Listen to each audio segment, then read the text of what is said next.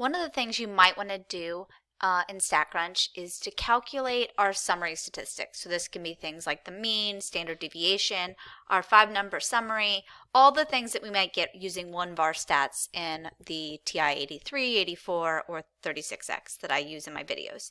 In order to do that, you're just going to go to statcrunch.com, log in. You need to be logged in to be able to open StatCrunch. And if you have a small data set that you want to find any of those values for, you're just going to click Open StatCrunch.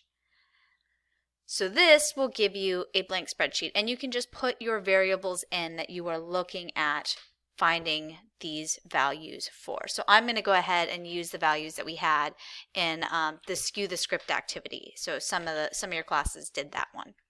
So here are the salaries that were given to us in that particular activity. So I'm just going to go ahead and write these in this column under var1. I can rename var1 if I want to, call it salaries. I can label it exactly like this is labeled, but I'm just going to go ahead and start typing in those numbers.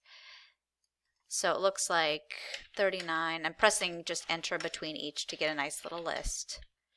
If this was something I could have copy and pasted, if it wasn't a PDF, you could have also done that. So looks like now I have all of them.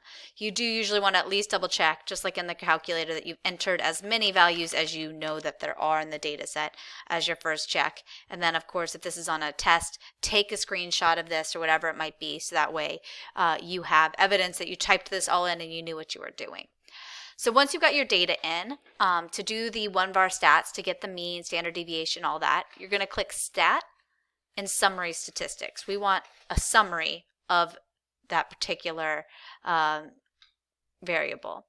And we're going to want this on a column basis because all of our data is in a column. So we're going to choose Summary Stats Columns. We can select that column. I named it something, so the name is there. Otherwise, it would just say var1. And there's no reason to choose anything else. The where thing here, this lets us choose if we wanted to like exclude certain people, group bys. If there were, say, men and women, we could group by another variable, so we could look at those side by side. We just want salaries. That's it. There's a bunch of stuff you can choose here, so you can see all the different stuff that's available. Just leave it as the default and press compute. And this gives you pretty much everything that's in one var stats. It doesn't have the sum of the squared values and all the other things that you can get in summary stats, but we never use those anyways. So it gives you the total number, 13, what the mean is, which I must have typed something in wrong because I thought the mean was 50.8. So I'm double checking. I put in an extra 34. Let's delete that. See, this is how you know that you make a mistake. So in this case, I could either just delete the 24 or I'm going to go in and delete that row. Yes. And notice this does not auto calculate again. I actually have to go back in and press compute a second time. Now I have that mean of 50.08. So it helped for me that I knew what my mean was. I should have actually counted. I would have immediately realized I had one too many things.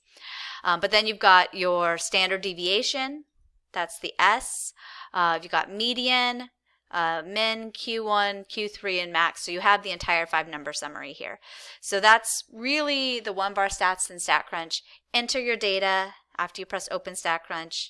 Choose stats, summary stats, columns. Don't do anything fancy, just choose salary, press compute, and it'll give you everything you want.